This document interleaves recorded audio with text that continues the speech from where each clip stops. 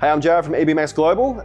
Today we're going to be doing the install video on the Ultra Bee. This is our new V2 loom. If you need to know whether you got a V2 loom, you want to look for 2 grey plugs, got a little module up top, and it looks a little bit more complicated than the V1 that we had previously.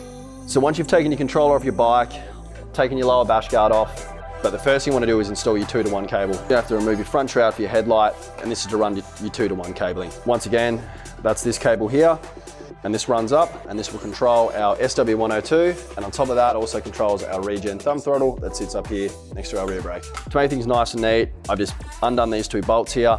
I then actually ran the cable through here, and this tape that you can see I've used here, this is called Tessa tape. Tessa tape is essentially your friend. It makes everything look neat, and it's the same tape that they use in the factory wiring. I basically ran this down here and up, and it's now ready to connect to our controller. So this is the back plate. This is the first thing you'll need to get to, and this is the first part of the new loom. You notice you have 2 grey plugs. Connect these 2 together. The next part you have of this loom, you should have a relay or a module that basically sits up here. What we want to do is make a nice neat job, and want to cable tie everything up. So this sits here, everything's cable tied in place. From your controller, you're going to have 2 plugs.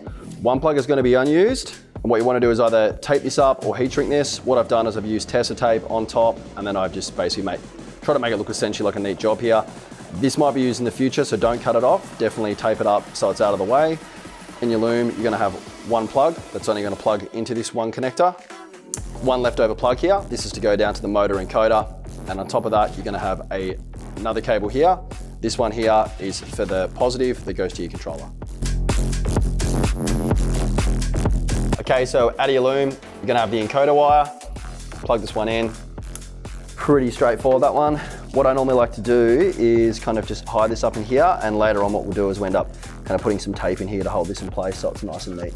And then on top of that, like I said previously, this one here is gonna go with your positive wire on your harness here. So we'll do that one now.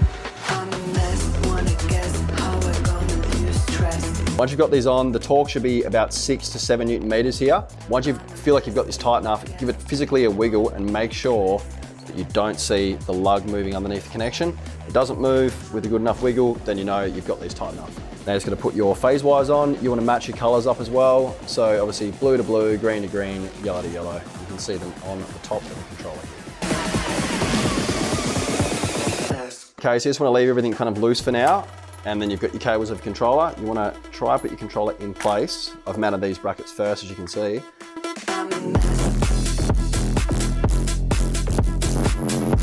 Okay, so once you've done that, the first thing you want to do now is plug in your 2-to-1 cable. So this is the cable we ran up to the handlebars previously. This is the one off the controller.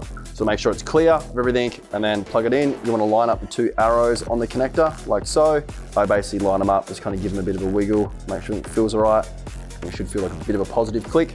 So from your supplied loom, you're gonna have this connector, and you have this one here. This connector isn't used in this case. This is our DC to DC converter, and it's always marked because it has a red bit of heat shrink here on the connector, and it is physically different to these connectors. On top of that, I recommend putting some tape just down this side of the controller. With the version 4 EBMX batteries, it's easier to bring the power harness out through this side, and just to stop anything rubbing, if you've got some Tessa tape down here or even some electrical tape, that'll just stop anything eventually rubbing through, just a bit of a safety precaution. So now you've come this far, you can basically put this piece back on and then you can start your controller. So the idea here is there's a ton of room now in this bike up top.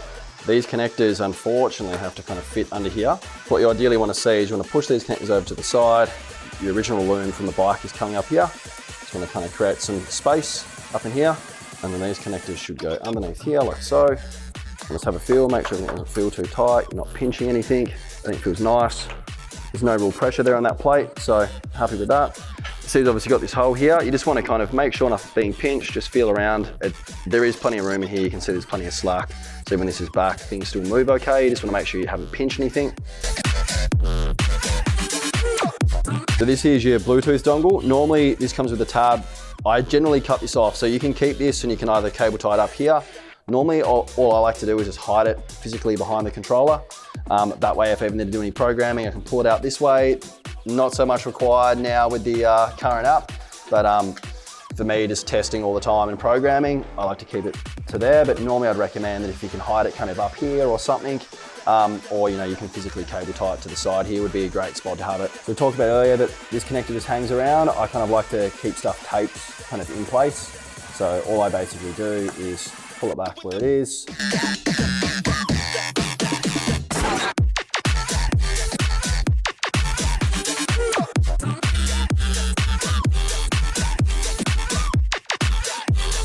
You'll notice because this is a V4 battery, I've had to change its connector. So on the previous version, the connector would come out on the right-hand side.